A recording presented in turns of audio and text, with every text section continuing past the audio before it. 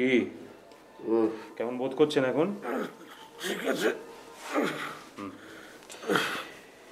ইনি ব্যোমকেশ বক্সী, আপনার সঙ্গে দেখা করতে এসছেন, আপনার গল্প শুনতে এসছে। আপনি উঠে বসছেন কেন? শুয়ে থাকুন না। না না, এখন ঠিক আছে, ঠিক আছে, এখন ঠিক আছে। আহ, আপনি ব্যোমকেশ বক্সী? ওহ, কি সৌভাগ্য আমার, আমার কলকাতা আসা সার্থক হয়ে গেল। দেখুন, আপনার যদি মনে হয় যে একটু শরীরে বল পেয়েছেন, তাহলে আপনার কথাগুলো ব্যোমকেশবাবুকে বলুন। আর যদি মনে হয় যে এখনো দুর্বল, তাহলে থাক, আমরা নয় পরে আসবো। না না, ওরা তো খুব করে খানিকটা রক্ত শরীরের মধ্যে ঠুসে দিয়েছে, তো এখন খানিকটা বল আছে। বেশ, তাহলে আপনি বলুন। আসলে আমার নাম কিন্তু গঙ্গাপদ চৌধুরী নয়, আমার নাম অশোক মাইতি। তাই নাকি? হ্যাঁ, কলকাতায় এসে আমি গঙ্গাপদ চৌধুরী হয়ে গেলাম। ভেরি ইন্টারেস্টিং ব্যাপার তো। তা আপনার আসল বাড়ি কোথায়? আমার আসল বাড়ি হচ্ছে মিরাটে। ওই সিপাহী বিদ্রোহ আগে থাকতেই আমার পরিবার মিরাটে বসবাস করা শুরু করে। বাংলাদেশের সঙ্গে আমাদের অতটা সম্পর্ক নেই। ভালো কথা। আপনি মিরাটে কি কাজ করেন সেটা তো জানা হলো না। আমি মিরাটে সামান্য একটা চাকরি করি। তা আপনার বাড়িতে কে কে আছেন? আমার মা আছেন, বাবা গত হয়েছেন, আর একটা আইবুড়ো বোন আছে। আপনি বিয়ে করেননি? হ্যাঁ, করেছিলাম। গত 5 বছর হলো তিনি বিগত হয়েছেন, তারপর আর বিয়ে করিনি। আসলে বোনটাকে পাত্রস্থ না করে কি আর। হ্যাঁ, বুঝেছি।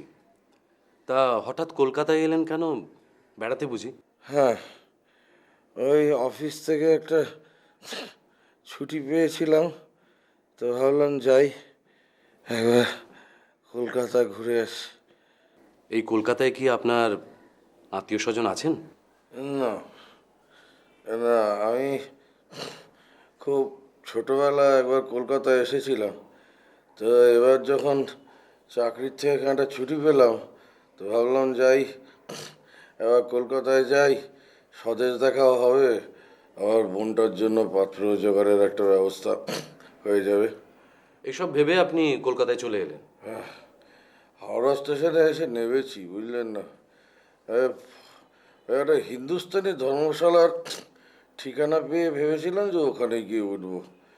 তা ফটকের দিকে এগোচ্ছি, দেখলাম একটা একটা দাড়িওয়ালা লোক, সে আমার আমার পাশে পাশে হাঁটছে আর বারবার করে আমার মুখের দিকে তাকাচ্ছে। তা আমি ভাবলাম যে এই কি হবে তবে। It's very interesting. ইন্টারেস্টিং? হ্যাঁ, সে যে কি ইন্টারেস্টিং এখন তো হাড়ে টের পাচ্ছি। যাকে আপনি তারপর কি হলো বলুন। হ্যাঁ, তারপর সে বারবার আমার মুখের দিকে তাকাচ্ছে, আমি দু একবার তাকালাম, বললাম এ কী রে বাবা। আবার একবার সে মুখটা খুলেও কোনো কথা না বলে মুখটা বন্ধ করে ফেললো। আমি ভাবলাম যে যাকে হবে হয়তো কোনো হোটেলের এজেন্ট। তারপর তো এই ধর্মশালায় এলাম, আর এসে পড়লাম বিপদে। কি চাই? এই চিঠিটা পড়লে আপনি সব বুঝতে পারবেন।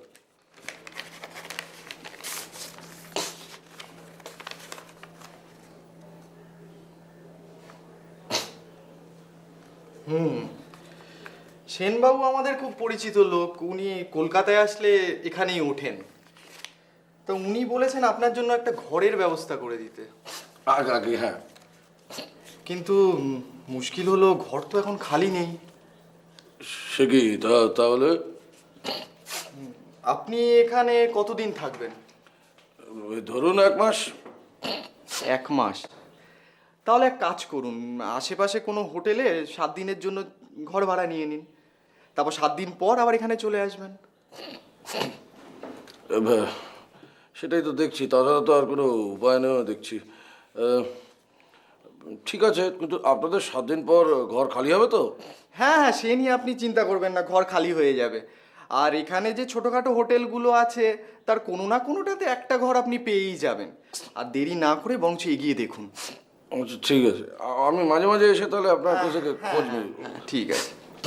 হুম। আচ্ছা, নমস্কার।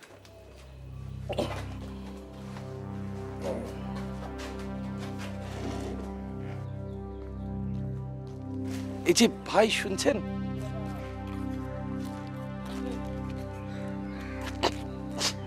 আমাকে বলছেন? হ্যাঁ, নমস্কার। আপনি জায়গা পেলেন না? না, কিন্তু আপনি কে? আমার নাম গঙ্গাপদ চৌধুরী। আপনি কোথা থেকে আসছেন? আমার নাম অশোক মাইতি, আমি মিরাট থেকে আসছি। আপনাকে হাওড়া স্টেশনে দেখেছিলাম না? আপনি কি হোটেলের এজেন্ট নাকি? না, আসলে হাওড়া স্টেশনে আপনাকে দেখি না খুব চমকে গিয়েছিলাম। কেন বলুন তো? সেটা পরে বলছি। আচ্ছা, এখন বলুন তো, কলকাতায় কি আপনার থাকার জায়গা নেই? থাকলে কি আর এই ধর্মশালায় ঘোরাঘুরি করি? এখানেও তো কোনো জায়গা টায়গা পেলাম না। এদিকে হোটেলে থাকার পয়সাও নেই। ভাবছি কি করি। আপনাকে তাহলে একটা কথা বলি। দেখুন, আমি কলকাতায় থাকি, দক্ষিণ কলকাতায়। আমার একটা বাড়ি আছে। আমি কিছুদিনের জন্য একটু কলকাতার বাইরে যাচ্ছি, তো আমার বাড়িটা তো খালিই পড়ে থাকবে। আপনি যদি থাকেন, আমার কিন্তু একটা চাকর আছে, সে আপনার দেখাশুনো করবে। আপনি যদি রাজি হন। কিন্তু আমার মতো একটা অচেনা লোককে আপনি আপনার বাড়িতে নিয়ে যাবেন কেন? খুব স্বাভাবিক প্রশ্ন। এবার তাহলে আমি আমার কথাটা বলি। বলুন, তা নাহলে আপনার ব্যাপার স্যাপার দেখে আমার কিরকম একটা সন্দেহ হচ্ছে।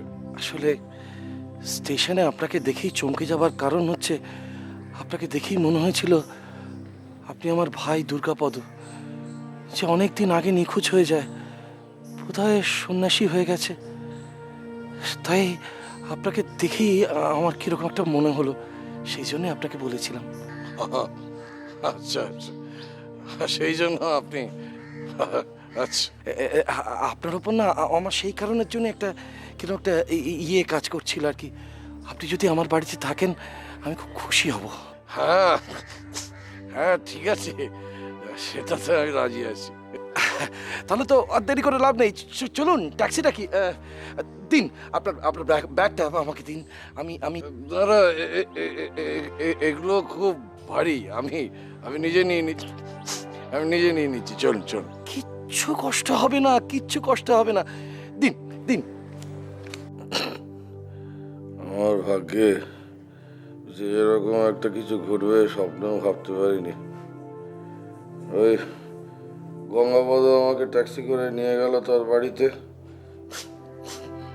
সে একটা ছোট রাস্তার ওপর ছোট দোতলা বাড়ি, তাতে একটা মাঝারি গোছের ঘর, খাট, টিনের বাক্স, আর আর প্রায় কিছুই নেই। অবশ্য হিন্দুস্তানি চাকরটা ছিল। অশোকবাবু, আমি এই ছেলেটির কথা বলেছিলাম। ওর নাম রামচতুর, ভারী ভালো ছেলে। ওই আপনার দেখভাল করবে। রামচতুর সাহেব এখানে থাকবেন 1 মাস, ভালো করে দেখাশোনা করিস, বুঝেছিস? জি হুজুর। এই পাড়াটা খুব নিরিবিলি না? হ্যাঁ, তাই। আপনার আবার নির্জনে থাকতে ভয়টা লাগবে না তো? না না, কোনো ভয়টা নেই। তাহলে আর কোনো অসুবিধা নেই। যাকে, এখন আমি আপনাকে কাজের কথাটা বলি। কাজের কথা মানে? বলছি, আপনি এত ভয় পাচ্ছেন কেন? আসলে কি হয়েছে জানেন, আমার বাড়িওয়ালা, ও লোকটা কাশীপুরে থাকে। লোকটা ভালো নয়। এটা আপনার নিজের বাড়ি নয়? সে কথাটাই তো বলছিলাম। মানে লোকটা যেহেতু ভালো নয় এবং আমি এ বাড়িতে তো ভাড়াই থাকি, তা ও যদি জানতে পারে যে আমি বাইরে গেছি আর আপনাকে বসিয়ে গেছি, তাহলে লোকটা ভারী হাঙ্গামা বাঁধাতে পারে। আপনাকে তো একটা কাজ করতে হবে। কি? যদি কেউ আপনার নাম জিজ্ঞেস করে না, আপনি বলবেন আমার নাম গঙ্গাপদ চৌধুরী, ভাববে আমি দাড়ি কামিয়ে ফেলেছি। বেশ মজার ব্যাপার তো। ঠিক আছে ঠিক আছে, আমি তাই বলবো। মজাই বটে। কার সঙ্গে যে কখন কোথায় যোগাযোগ হয় কে বলতে পারে।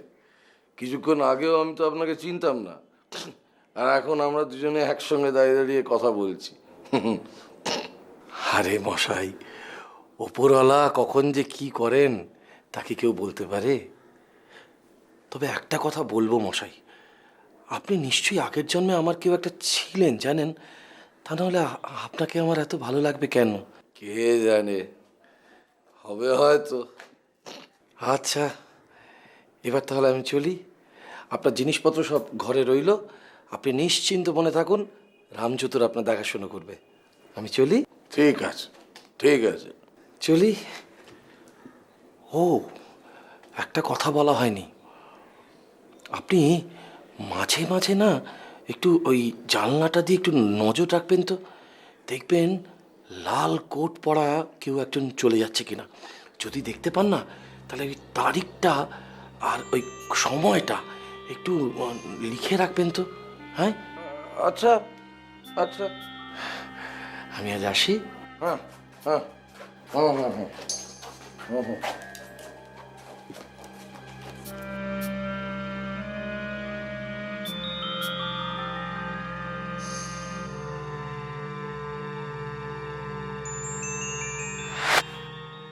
গঙ্গাপদ চলে গেল। আমি ভাবলাম যে লোকটার মাথায় কি ছিট আছে। ভাবলাম থাক, তো লোকটা ভালো লোক। সপ্তাহখানেক বেশ আরামেই কাটছিল। রামচতুর আমার সেবা যত্ন করত। তারপর? তারপর কি, তারপর আমি সারাদিন এদিক ওদিক ঘুরে বেড়াই, রাত্রিরে বাড়ি ফিরি। আর মাঝে মাঝে ওই জানলা দিয়ে দেখি যে লাল কোট পরা কোনো লোক রাস্তা দিয়ে হাঁটছে কিনা। তা দেখতে পেলেন? আচ্ছা, আপনি বলুন, কলকাতা শহরের বুকে কেউ লাল কোট পরে কখনো হাঁটাহাঁটি করে? তো গঙ্গাপদবাবু বলেছিলেন বলে নজর রাখতাম। আজকে সকালবেলা বুঝলেন না, ওই খবরের কাগজের অফিসে গেছি, বোনের পাত্রের ব্যাপারে একটা বিজ্ঞাপন দেব, সেটা দিয়ে দুপুরবেলা বাড়িতে এসেছি। এসে খাওয়া দাওয়া করে একটু ঘুমোলাম। তিনটে নাগাদ আমি ঘুম থেকে উঠে জানলার কাছে গিয়ে একটু দাঁড়িয়েছি। জানলার সামনে দাঁড়িয়ে রাস্তার দিকে তাকিয়েছি, হঠাৎ মাথাটা ঝনঝন করে উঠল। উল্টে পড়লাম মেঝের ওপর। তারপর আর কিছু মনে নেই। অসহ্য যন্ত্রণায় অজ্ঞান হয়ে গেলাম। হাসপাতালে জ্ঞান ফেরার পর দেখি মাথায় এরকম পাগড়ি পরে বসে আছে। পরে শুনলাম কে বা কারা যেন আমার মাথা লক্ষ্য করে গুলি করেছিল। আমার গুলিটা খুলি ছুঁয়ে চলে গেছে। আচ্ছা, কে এরকম করতে পারে বলুন তো? সেটা এখনই কিছু বোঝা যাচ্ছে না, বুঝতে গেলে একটু সময় লাগবে। আপনি এক কাজ করুন, আপনি বিশ্রাম করুন, আমরা আজকে আসি।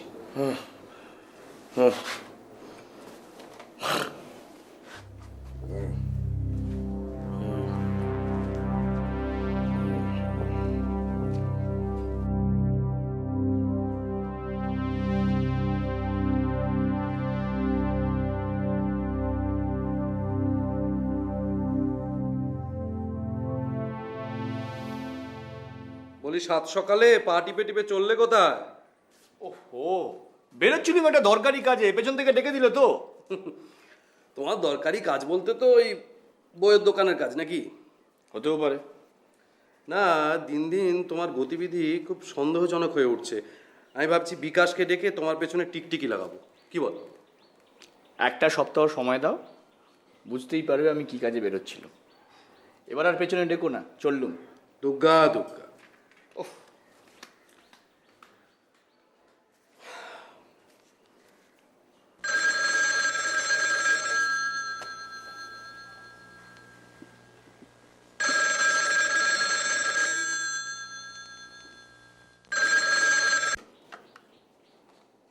হ্যালো, কে? প্রভাত, বলো।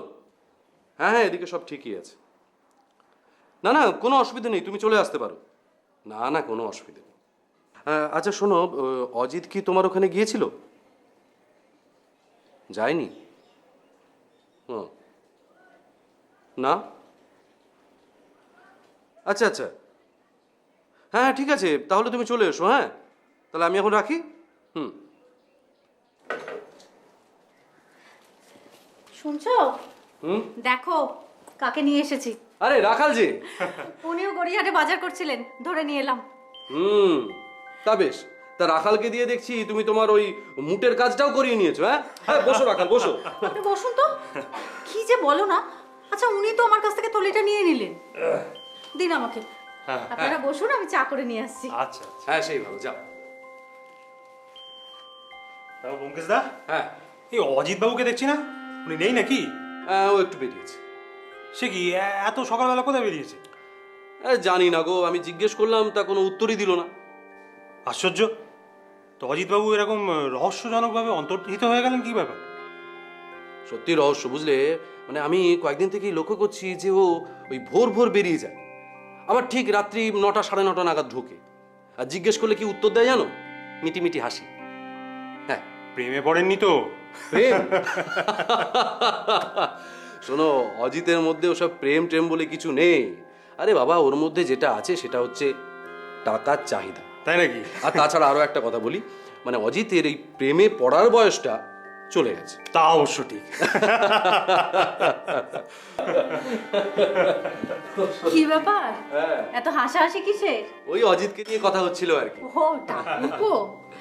এই ধরো। হ্যাঁ এই নাও, হ্যাঁ তোমরা কথা বলো, আমি আসছি। আচ্ছা হ্যাঁ। আচ্ছা। লাগবে না, লাগবে না। তারপর কি খবর রাখাল? নতুন কিছু খবর আছে বলো। আছে, রামচতুর পালিয়েছে। রামচতুর? ও আচ্ছা আচ্ছা, ওই চাকরটা। হ্যাঁ, সেই যে কাল বিকেলে থানায় খবর দিল, তারপর থেকে গা ঢাকা দিয়েছে। ওই খুঁজে পাওয়া যাচ্ছে না। সত্যি রামচতুর এসব পুলিশের ঝামেলায় থাকতে চায় না। এতক্ষণ দেখো গিয়ে ওই বিহারে পৌঁছে গেছে, ওখানে গিয়ে ভুট্টা পুড়িয়ে মহা আনন্দে খাচ্ছে। আচ্ছা, আর কিছু? হ্যাঁ, আর কিছু বলতে ওই যে বাড়িওয়ালা ভদ্রলোক, ওকে কাশীপুর থেকে খুঁজে বার করেছি। তারপর সকালবেলা ওকে হাসপাতালে নিয়ে গেছিলাম। বিশ্বাস করবে না ব্যোমকেশ দা, ও প্রথমে অশোক মাইতিকে দেখেই বলল এই হচ্ছে গঙ্গাপদ চৌধুরী। তারপর ওনার গলার আওয়াজ শুনে বলল না, এ লোক সে লোক নয়, তবে চেহারার খুব মিল আছে। তার মানে তুমি বলছো যে ওই গঙ্গাপদ চৌধুরীর সঙ্গে অশোক মাইতির একটা চেহারাগত মিল আছে? সে তো আছেই। আরে অশোক মাইতিকে গঙ্গাপদ বলেছিল না যে ওর ভাইয়ের সঙ্গে চেহারার মিল আছে। এখন ধরুন যদি গঙ্গাপদর সঙ্গে ওর ভাইয়ের চেহারার মিল থাকে, তাহলে তো তার মানে ওই গঙ্গাপদ চৌধুরীর দাড়িটা মেকি। সে তো বটেই। কিন্তু আমি একটা জিনিস বুঝতে পারছি না ব্যোমকেশ দা, যে গঙ্গাপদর উদ্দেশ্যটা কি?